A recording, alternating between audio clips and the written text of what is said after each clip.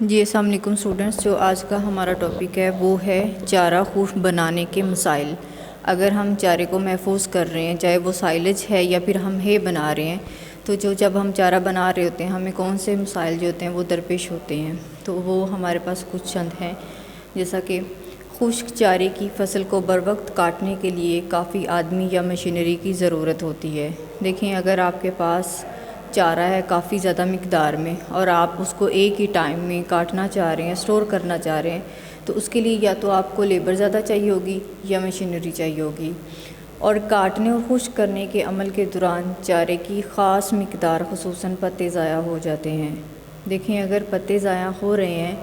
It's main nutrients کا لاس ہو رہا ہے، کیونکہ پتوں میں سب سے زیادہ نیوٹریئنٹس پائے جاتے ہیں۔ اگر پتے جو ہیں وہ گر رہے ہیں یا پھر ضائع ہو رہے ہیں تو اس کا مطلب یہ ہے کہ آپ نیوٹریئنٹس کو لاس کر رہے ہو۔ خشک کرنے کے عمل کے دوران عموماً غذائی اجزاء میں کمی واقع ہوتی رہتی ہے، اور غذائی اجزاء کی اس کمی کا زیادہ تر دار و مدار موسم یعنی بارش، آندھی یا سخت دھوپ کی مقدار پر ہوتا ہے۔ دیکھیں، آپ فصل کی کٹائی کر رہے ہو، ٹھیک ہے، آپ نے چارے کو کاٹ لیا اس کو خشک کرنے کے لیے، اس کو سٹور کرنے کے لیے، تو اس دوران میں کیا ہوتا ہے، جو غذائی اجزاء ہیں ان میں بہت زیادہ کمی ہو جاتی ہے، نیوٹریئنٹس کا لاس ہو جاتا ہے۔ اور وہ نیوٹریئنٹس کا لاس کیسے ہوتا ہے؟ جب پتے گر جائیں گے یا پھر بہت زیادہ بارش آ جائے گی، آندھی آئے گی یا بہت زیادہ سخت دھوپ ہوگی، تو اس سے کیا ہوگا کہ جو چارے میں نیوٹریئنٹس تھے ان کا ضیاع ہو جائے گا، وہ لاس ہو جائیں گے۔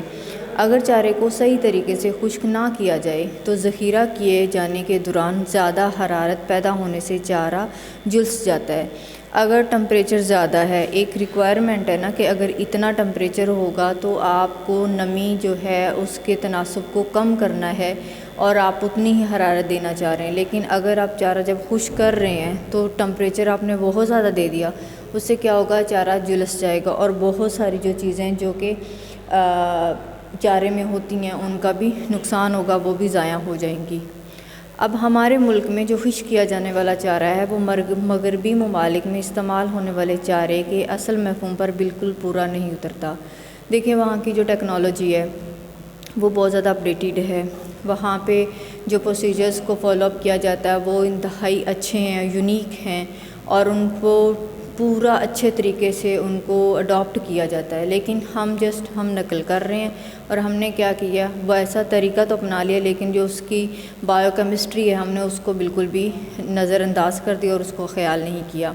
ہمارے ہاں جو چارہ خشک کیا جاتا ہے اس کے بیج پک جاتے ہیں، اور چونکہ ایک کثیر تعداد گر چکی ہوتی ہے، اسی لیے غذائی اعتبار سے یہ خشک چارہ عام بھوسے اور پرالی سے بہتر نہیں ہوتا۔ جب آپ کے پاس جو کراپ تھی وہ میچور ہو چکی ہے، میچور ہونے کے دوران کیا ہوا، اس کے بیج پک گئے،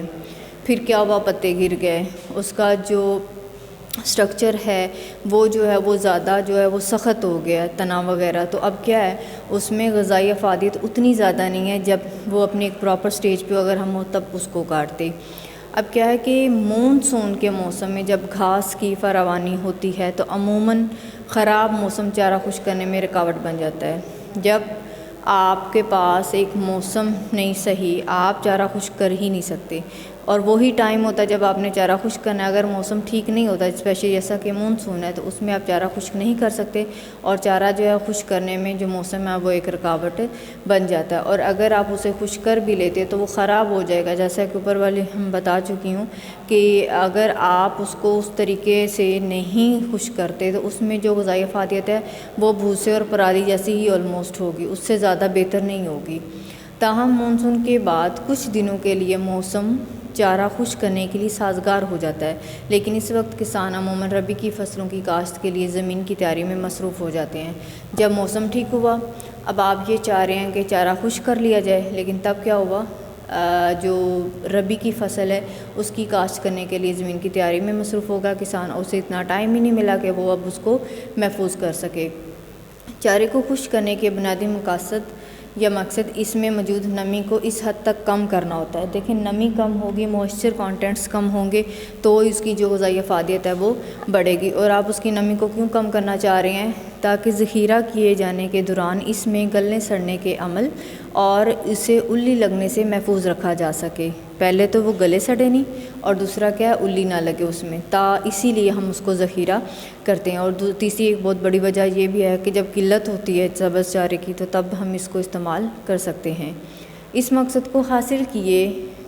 کرنے کے لیے اس بات کا خیال رکھا جائے کہ فصل میں موجود غذائی اجزاء نہ تو زیادہ تیز دھوپ سے اور نہ ہی بارش سے تحلیل ہو کر ضائع ہو جائیں۔ دیکھیں، اگر بارش زیادہ ہو جائے گی یا دھوپ زیادہ ہو جائے گی تو اس سے جو بھی نیوٹرینٹس ہوں گے ان کا لاس ہو جائے گا، نیوٹرینٹس ضائع ہو جائیں گے۔ اس طرح پتوں کو بھی زیادہ گرنے سے محفوظ رکھا جائے کہ جب آپ چارہ محفوظ کر رہے ہیں آپ نے 3-4 چیزوں کا ضرور خیال رکھنا ہے کہ اس کے پتے نہ گریں، موسم بالکل ٹھیک ہو، بارش نہ ہو اور زیادہ تیز دھوپ بھی نہ ہو۔ اگر چارے کو مندرجہ بالا اصول کو ذہن میں رکھ کر تیار کیا جائے تو یہ خشک سبز چارہ چارے کی جو قلت کے دن ہیں ان میں بہترین خوراک کا کام دیتا ہے۔ بالکل آف کورس اگر آپ نے اس کو محفوظ کیا ہے، آپ محفوظ کر رہے کچھ پرپزز کے لیے، آپ کو محفوظ کرنے کی کیا ضرورت ہے؟ تو آپ کا کوئی خاص مقصد ہے جس کے لیے آپ نے اس کو سیو کیا، تو وہ کیا تھا کہ جب آپ کے پاس سبز چارے کی قلت ہو ان دنوں میں آپ اس کو استعمال کر سکیں۔ اسی طرح زیادہ سبز چارے کے ساتھ ملا کر کھلانے سے جانوروں کی بدہضمی کی شکایت سے بھی محفوظ رکھا جا سکتا ہے۔ اب ہے اچھے خشک چارے کی خصوصیات۔ اگر آپ نے چارہ خشک کر لیا ہے یا اچھا چارہ خشک کیا ہے تو اس کی خصوصیات کیا ہوں گی؟ اچھے خشک چارے میں پتے کثیر مقدار میں موجود ہوتے ہیں۔ جب پتے زیادہ موجود ہیں اٹس مین نیوٹرینٹس بھی زیادہ ہیں، کیونکہ پتوں میں پودے کے دیگر حصوں کی نسبت غذائی اجزاء مثلاً لمحات، پروٹین جو ہے، حیاتین، وائٹامنز اور نمکیات، سالٹس وغیرہ جو ہیں وہ زیادہ ہیں۔ اسی لیے پتے چونکہ غذائیت سے بھرپور ہوتے ہیں، اس لیے پتے جھڑنے کا مطلب یہ ہے کہ حاصل کیے جانے والا چارہ غذائیت کے اعتبار سے کم تر ہوگا۔ اگر اس کے پتے جھڑ گئے ہیں تو اس کا مطلب کیا ہے؟ لمحات بھی گئے، حیاتین بھی گئے اور نمکیات بھی گئے۔ تو یہ ساری جب تینوں چیزیں جو ہیں وہ ان کا نقصان ہو گیا، وہ اس میں سے لاس میں چلے گئی ہیں یا اس میں سے جھڑ گئی ہیں، تو اٹس مین کہ اس میں چونکہ جو غذائی افادیت ہے وہ کم ہو گیا اس چارے کی نسبت جس میں پتے جھڑے نہیں تھے۔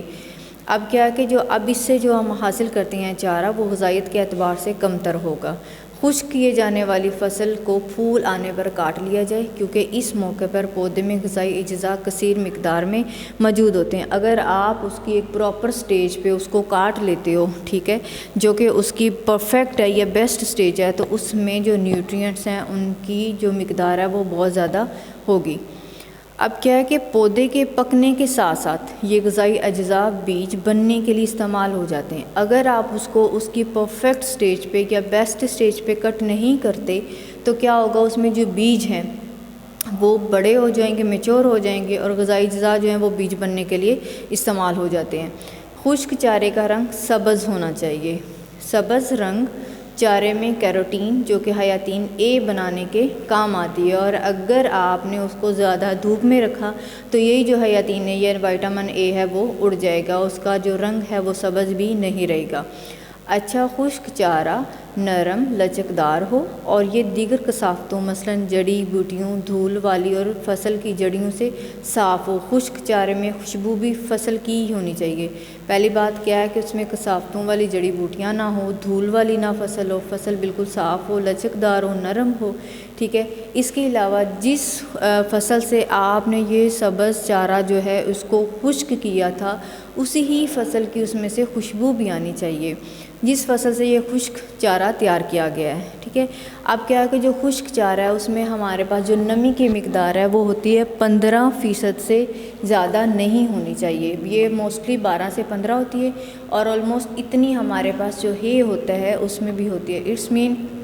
اگر اس میں نمی کی مقدار 15% سے زیادہ نہیں ہے تو یہ ایک بہت اچھا چارہ جو ہے اس کو آپ نے خشک کیا ہے اور اس کی جو غذائی افادیت ہے اس کو آپ نے برقرار رکھا ہے اور قلت کے دنوں میں استعمال ہونے کے لیے جانوروں کی بہترین خوراک آپ نے تیار کر لی ہے۔ جی تھینک یو سو مچ۔